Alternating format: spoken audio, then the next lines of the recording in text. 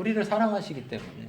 하나님 우리를 그냥 버려두지 않는다는 거예요. 부르짖어라 그러는데 안 부르짖으면 그냥 버려두지 않는다고요. 사랑하기 때문에.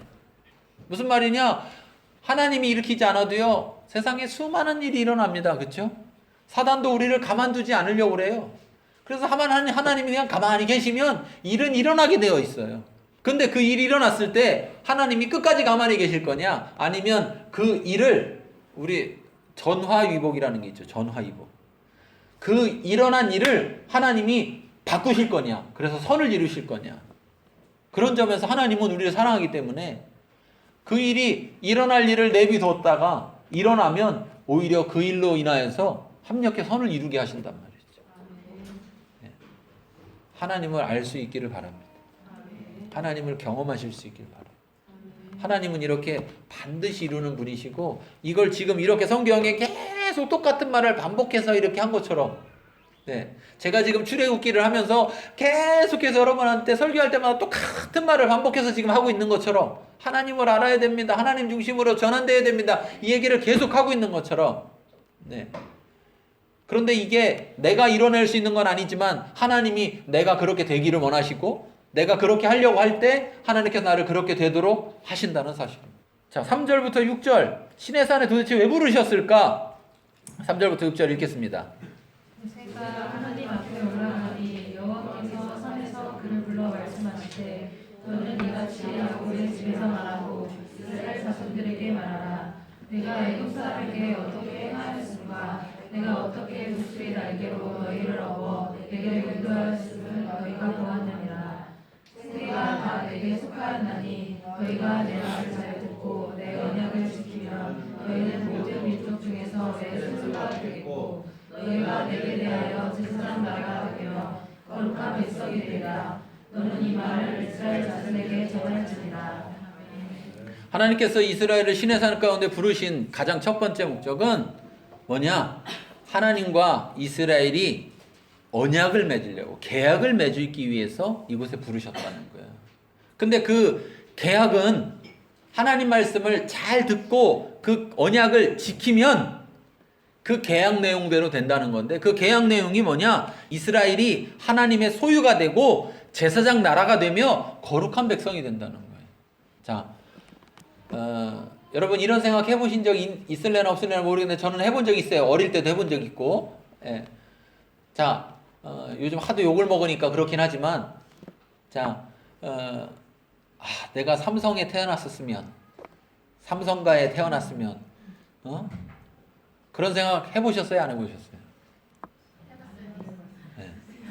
안 해봤어요? 안 해본 분도 있겠죠. 네. 저는 해봤어요, 옛날에. 아니, 꼭 삼성은 아니지만, 우리 집이 부잣집이었으면. 그 얘기예요, 제 말이. 그 삼성이 그 삼성이에요.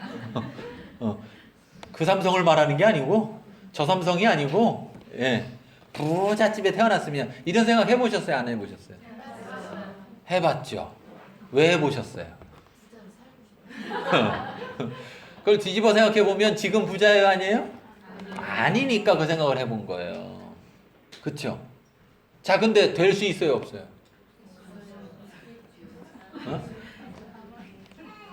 가망이 별로 없어요? 아유, 가망이 별로 없다고 생각하는 정도만 해도 괜찮은 거예요. 불가능해. 우리 엄마, 우리 아버지가 지금부터 노력하셔서 삼성이 되는 건 불가능해. 뭐, 이렇게, 근데, 자, 보세요. 그런데 꼭 불가능한 건 아니에요. 꼭 불가능한 건 아니에요. 왜냐? 내가 태어나진 않았어요. 거기서 태어나진 않았어요. 그쵸? 그래서 나는 삼성가의 일원이 아니에요. 그런데, 어느 날, 이건 회장이 이제 돌아가실 때가 다 돼가지고, 딸도 죽었고, 딸이 있었으면 좋겠다. 그래가지고 어느 날 갑자기 도안동을 지나가다가 커튼집이 하나 보이길래 커튼집에 들어갔더니 내 딸 비슷한 여자가 하나 있나 주인이 있는 거야.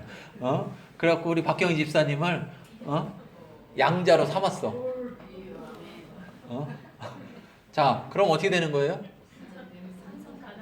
그렇죠. 삼성가가 되는 거예요. 삼성가가. 네. 그러면 내가 그렇게 해서 삼성가가 되면 낫진 않았잖아요. 근데 저 입양했어. 그런 순간 어떻게 되는 거예요? 난 자식하고 똑같아지는 거예요. 똑같아집니다. 법적으로 똑같아져요. 자, 하나님이요 이스라엘을 구원하셨고 하나님이 이스라엘 선택하셨고 하나님 모든 걸 했어요. 그런데 지금까지는 뭐냐면 법적 관계가 없는 거예요. 법적 관계가. 그래서 하나님은요 아브라함과도 언약을 맺으셨어요. 창세기에 보면 아브라함과 언약을 맺었어요. 고기를 반을 쪼개놓고 거기 불이 쫙 지나가면서 언약을 맺으셨어요. 이삭하고는요. 이삭하고도 맺으셨어요. 야곱하고는요. 야곱하고도 맺으셨어요. 왜 그렇게 하나님은 계속 계약을 맺으실까? 왜 사람하고 계속 언약을 맺으셔서 할까? 법적인 효력을 주는 거예요. 법적인 효력. 무슨 얘기냐면 이걸 우리가 잘 생각해야 됩니다.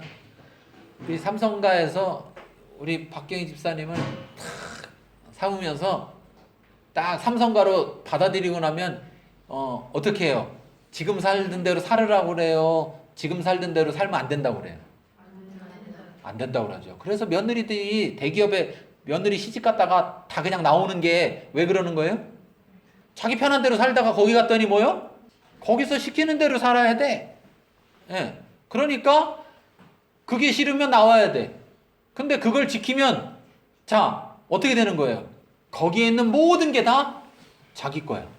하나님이 그걸 하시는 거예요. 그걸. 그러니까 자 진짜 목적은 뭘까요? 진짜 목적은 그거대로 내가 시키는 대로 너 이거 안 지키고 살면 안 돼. 이거 꼭 지켜야 돼. 하고 이걸 지키는 것이 목적일까요? 아니면 하나님의 것을 주려는 게 목적일까요? 그렇죠. 여러분 그걸 깨달아야 돼. 우리가 그런 하나님을 알아야 된다는 거예요. 그런 하나님을. 그러니까 이제 이스라엘이라는 나라 개인이 아니었고 이제는 그 개인으로부터 시작해서 한 민족을 이룬 이스라엘이라는 나라 그 나라하고 다시금 하나님은 계약을 맺으시는 거예요. 아브라함과 이삭과 야곱과 계약을 맺으심으로 인해서 그 이후에 뭐 자손은 요셉이랑 계약 맺지 않아도 이제 대대손손 계약이 맺어진 거다라는 개념으로 갔다라면 이제는 너희가 한 민족이 됐으니 이제 너희 민족과 나와 계약을 맺어서 너희가 나와의 언약 속에 계약 속에 있어서 내가 너희에게 주려는 것을 다 주겠다 이 말씀이에요.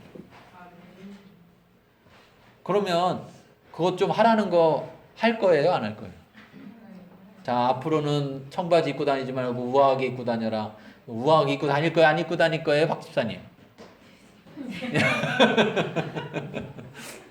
내가 청바지를 아무리 좋아했어도 입어야죠. 그렇죠? 예. 집에서 방에서 혼자 청바지를 입는 한이 있어도 입어야죠. 왜? 내가 하는 것보다 받는 게 훨씬 커요. 이런 계약을 무슨 계약이라고 하는지 아세요? 그렇죠. 불공정 계약. 근데 이건 불공정 계약이 안 들어갑니다. 불공정 계약이 안 들어간다니까요. 이거 공정거래위원회 가져가서 이거 불공정 계약입니까? 이렇게 물어보면 불공정 계약이라고 안 해요. 왜 그런지 아세요? 불공정 거래는요, 약자가 손해를 볼 때 불공정 거래인 거예요. 강자가 손해를 보는 건 불공정 거래에 들어가지 않습니다. 예. 중소기업하고 삼성하고 계약을 맺는데 삼성이 손해를 봐. 이걸 가지고 가가지고 불공정 거래라고 얘기해도 불공정 거래라고 하지 않습니다. 무슨 얘기인지 아시겠어요? 어른하고 어린아이하고 놀아요. 그럼 누구한테 맞춰요?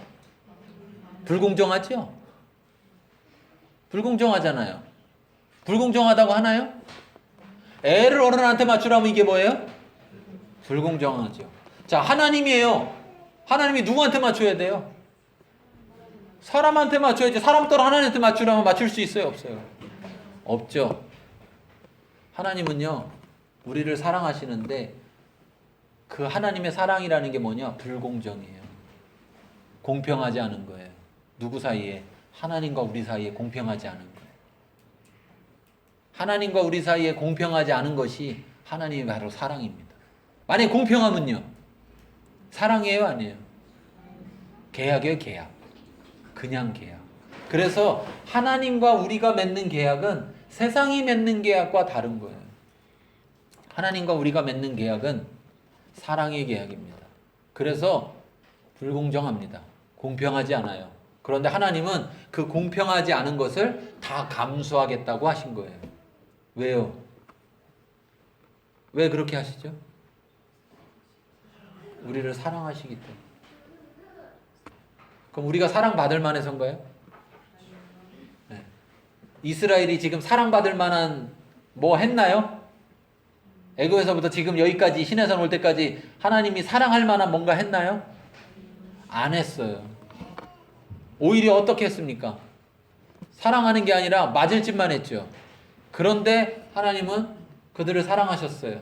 그래서 네가 아직 잘 몰라서 그래. 네가 아직 잘 몰라서 그래. 그러면서 계속 하나님을 나타내시고 하나님을 알게 하셨다는 거예요. 그리고 이제는 정점에 온 겁니다. 어떤 정점? 야, 이렇게 하지 말고 너랑 나랑 계약을 맺어야 돼. 계약을 맺어서 이 계약을 통해서 분명하게 너희가 하나님이 계신가 안 계신가 이렇게 생각하는데 아니 이제 계약을 딱 맺어놔. 그러면 너희들은 분명히 내가 너와 함께 한다는 것을 너희들은 알게 될 거야. 너희들은 염려할 필요가 없을 거야. 왜? 하나님이 계신가 안 계신가 하면서 걱정할 필요가 없을 거야. 왜? 내가 계약을 맺었으니까 내가 너희들을 책임질 거야. 이 말입니다. 하나님의 계약은 그런 것입니다. 그래서 하나님으로 인하여서 하나님의 소유가 된다라는 것은 우리는 이것을 잘못 생각하는데 하나님의 소유가 된다라는 건 이건 어떤 의미냐면 하나님이 우리를 책임진다는 거예요. 여러분 그거 있잖아요. 그 깡패들 영화 보면 이런 영화 있더라고요. 어떤 애가 동네에서 싸움 제일 잘하는 애예요. 그런데 깡패 집단이 있잖아. 그럼 얘 혼자 깡패 집단을 이겨요, 못 이겨요? 못 이기죠? 근데 깡패 집단의 쫄따구야. 얘는 싸움 하나도 못해. 근데 이놈이 얘 싸움 잘하는 한테 와가지고 어떻게 해요? 네? 어떻게 해요? 앞에서 빌어요? 아니요, 안 빌어. 오히려 까불어요. 얘를 막 무시해. 그럼 얘가 얘를 딱 패면 팰 수 있어요, 없어요? 얘가 저 깡패 집단에 소속만 안 돼 있으면 얘 패는 건 아무것도 아니야. 이건 한 팔만 갖고 해도 돼. 근데 소속되어 있다는 것 때문에 패요, 못 패요? 못 패. 패면 어떤 일이 벌어져요? 그 깡패 집단이 다 와가지고 이게 소유예요. 이게 소유. 자, 하나님이요. 하나님의 소유가 돼요. 그럼 누군가 하나님의 소유를 건드리면 하나님의 소유를 건드린 게 아니라 누굴 건드리는 거예요? 하나님을 건드리는 거예요. 이것보다 더 명확한 보증은 없는 겁니다. 하나님의 소유로 삼는 것보다 더 큰 보장, 우리를 보호하시겠다는 보장, 우리의 인생에 있어서 보증이 되는 것은 없는 거예요. 그래서 하나님은 우리를 소유로 삼는 겁니다. 그래서 너는 내 것이라 이렇게 말씀하시는 거예요. 네. 그런데 내 것이면 우리가 하나님 앞에 드려야 되는데 우리가 하나님 앞에 드려봐야 자 서로 각자 걸 줍시다 이렇게 하면 누가 손해요? 하나님이 손해죠. 하나님이 손해요. 내가 가지고 있는 게 얼만큼 있는데요. 여러분들이 하나님께 드릴 수 있는 게 얼만큼 있는데요. 여러분 그걸 다 드려도 하나님이 우리에게 주시는 것과 비교하면 비교가 되지 않는다는 거예요.